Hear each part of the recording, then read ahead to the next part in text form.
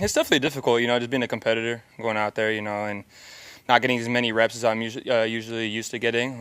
It's tough, but, it's part of the plan right now, so I'm just sticking to it. When did you injure the hamstring originally? I don't remember the exact date when I did it. I just know it was right before OTAs, and, it was on me. It was doing some extra stuff after practice, so. Were you working with Brock at that point? No, I was just doing stuff on my own, yeah. Do you feel like the work that you did with Brock in the off season, whether it was Florida or Arizona, was beneficial, that you're further along than you would have been without it? No, for sure. I definitely think so.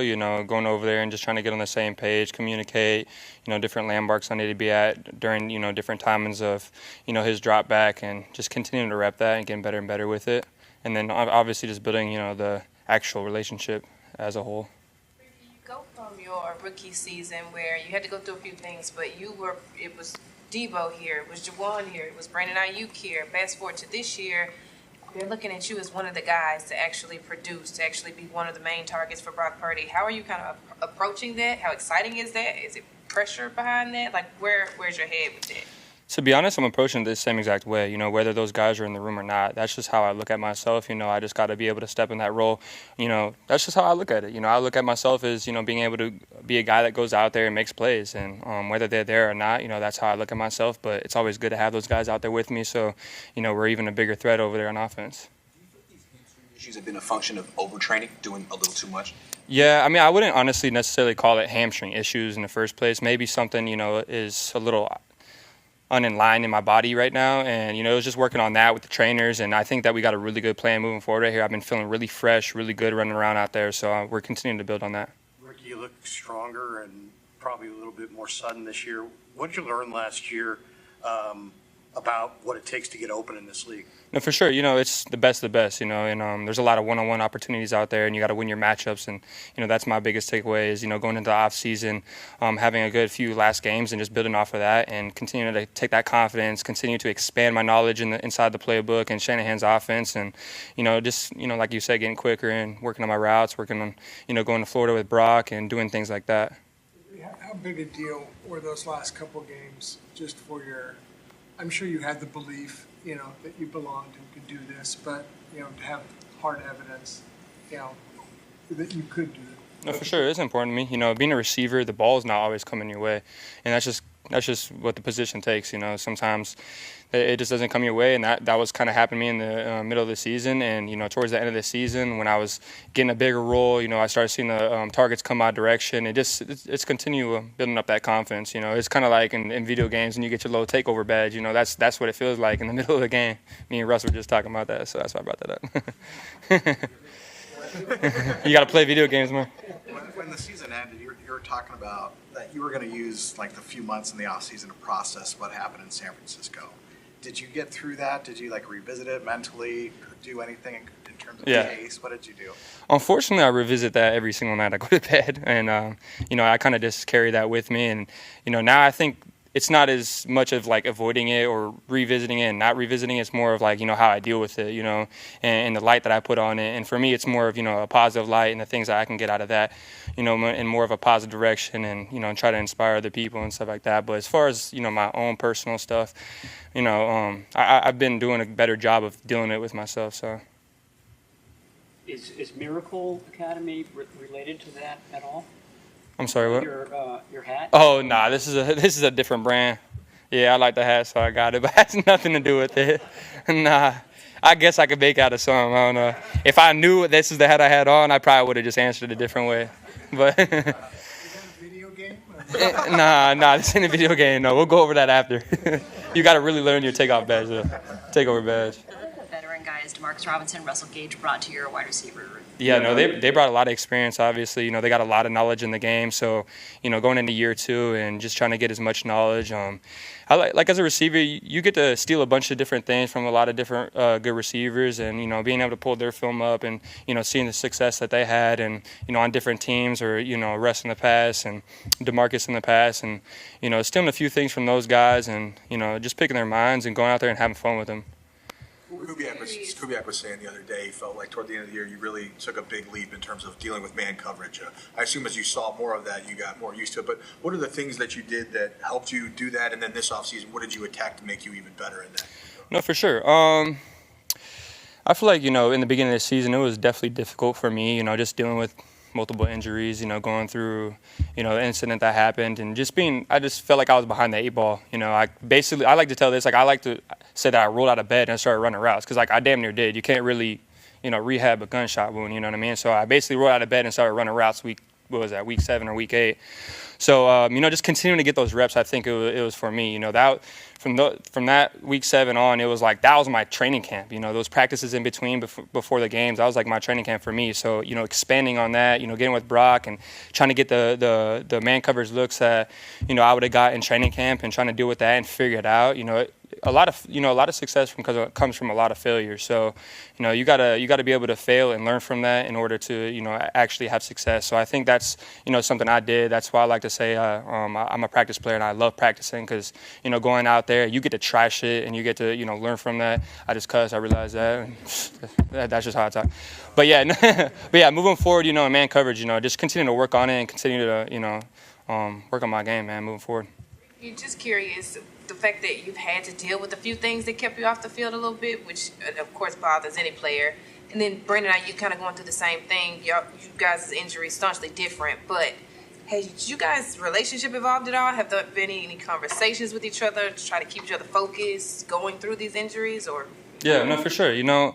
I think that's something that's really special, when you have a good relationship off the field is you're able to, rely on each other when it comes to that. And you're able to talk, you're able to hang out in the locker room and discuss those kinds of things because, especially in our society being a man in general, it's hard to talk about your feelings to another man.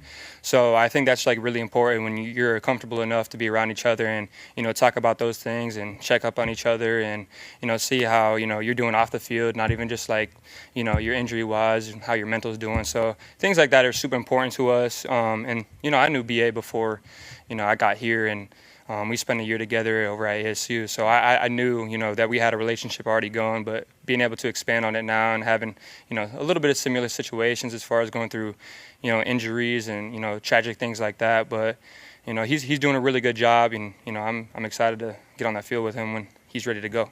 What do you think of the young guys, Watkins, Nair specifically? What do you think of those guys? Yeah, I've been really impressed by those guys. They're going through the same stuff I was going through last year.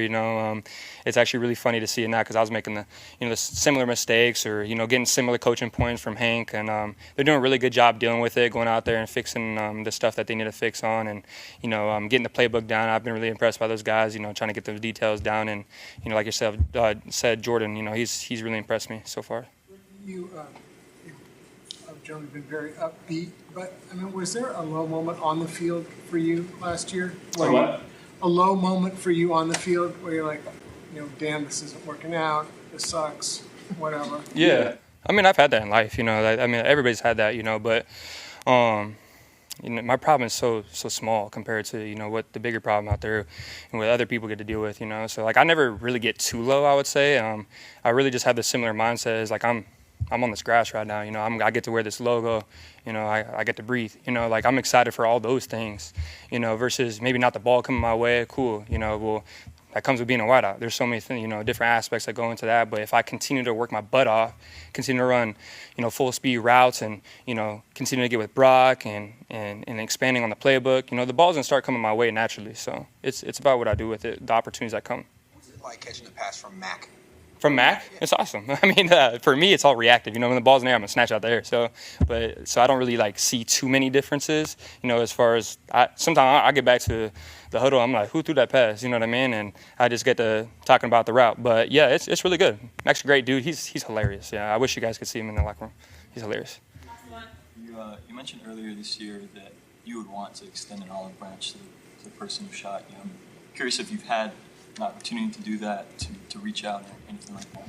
I haven't. I know I know Aaron Banks, his uncle or something like that. One of his family members is in the juvenile system somewhere, but he told me that there was an opportunity to do that, and that's something I'll probably do, moving forward. Maybe not right now, just because there's a lot of other things that I want to focus on that are my priorities. But when it gets to that point where, I can sit down and talk to the kid, maybe I want to first see if he's open to it, because, that's also important to me. If he's not open to it, then, it's not even going to be a thing. So, but, it's definitely an opportunity that I'll probably do moving forward at some point. And this might have been answered last year, but just to follow up on it, did he know you were a Niner or no? I have no idea. I don't know what he knew or where the situation was. I just knew, the outcome of it, and that's just what I had to deal with. Yep. Appreciate you. It's just as important as learning the plays, learning your guys, learning their strengths, their weaknesses, how they communicate, what words resonate with them. So been building my relationships with the guys on and off the field. It's been great working with the new guys that came in and teaching them, the standard of how we play here with the Niners. And everybody's pretty much getting behind that and flowing in that direction. What about Siegel, the rookie? What have you seen from him so far? Sieg, man, that boy explosive, man. He fast, can jump. I don't know if y'all seen his backflip the other day. Jumped about 10 feet in the air, so he's been good, man. Very,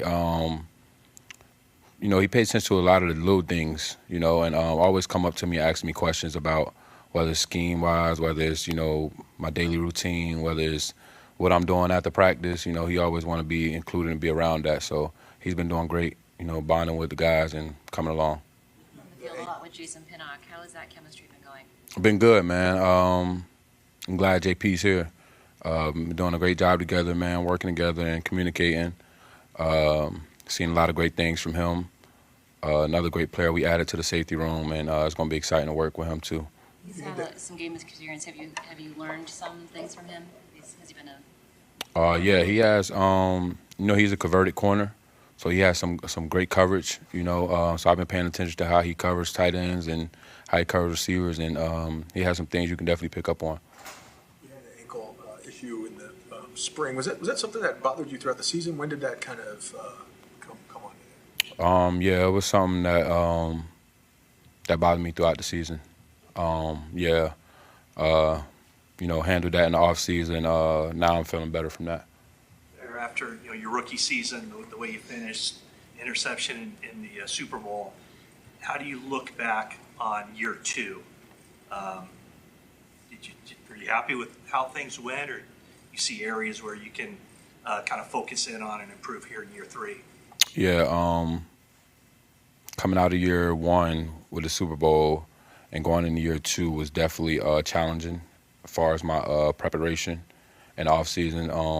We dealt with, had an injury in the Super Bowl, dealt with. So came back year two, trying to get things going and kind of picked up on it a little slower. Didn't like my year two as well as I wanted it to go. But it was a lot of learning, a lot of growth going on in that year that I got to see. It was different out there playing with a different set of guys. And I learned a lot from my year two and then look forward to year three. The year two was more physical or not being healthy enough, or was your mindset just not where it should have been? No, I think my mindset was where it should have been. I think it was other, factors that played in, and wasn't allowing me to play to my full potential that I know I can play at. And my standards pretty high, so I fell short of that.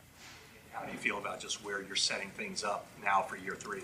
I'm loving it. I love where I'm at mentally, physically. I love where I'm at from a communication standpoint with the defense. My demeanor, my posture, everything is different. About how Robert Saleh's, what kind of influences he had on you going into this camp? I heard a lot of great things about Saleh.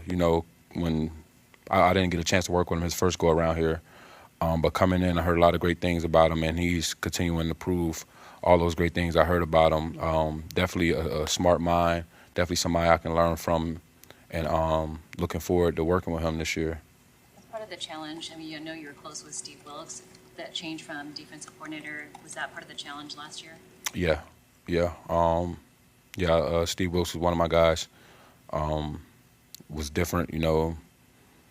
My second year going into with a new DC, different style, you know, different messages. But yeah, it's different. Like how different has your approach been to this year? I mean, you get the surgery, you get that behind you, you recover, now you're out there with Robert Saleh, I should say. Is there a different feel to training camp this year for you, or is it kind of the same as each year? No, each year you want to get better. You know, look for different things you can learn because there's always room for growth.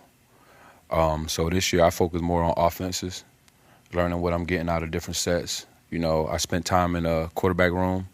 I spent time in a wide receivers room. So getting to see how they are trying to attack us and learn their scheme as well. And it's allowed me to, you know, grasp the overall game to what's going on while I'm out there in real time. Mayor, what has Gus Bradley added to your guys' room? Gus, my guy, man. Gus, one of the better philosophers I've been around coming up in the sport. The way he sees it, the way he visualizes the game, the players that he's encountered through his career. He has a lot to teach me, and I've been, you know, staying close to Gus, being that he is one of the OGs in the game. Yeah. Mayor, what was your Super Bowl injury, and how long did it bug you that off season? I had some nerve pain in my shoulder from when I hit Kelsey. That kind of lingered, you know, for some months, and trying to get back and get my strength back from that, slow things down. But yeah. Was that late in the game? Your hit on Kelsey? That was probably like fourth quarter. Last one, Nick. You mentioned going into the quarterback room. What are you looking for? What are you asking, like, while you're watching tape with, like, Brock, and you're asking questions about what they're seeing? What is that like? Yeah, I don't ask too many questions. You know, I do a lot of listening, listening to Cal speak, listening to Brock rebuttal, and macking them, guys hearing them talk, and how they're trying to manipulate cover 3, cover 4, and just paying attention to what they see from the defense and knowing exactly where they're going to go depending on defensive leverage and defensive scheme or play call. You started doing that in training camp or That was OTAs. All right, thanks, Steve. Yep, thank you. Absolutely. Ricky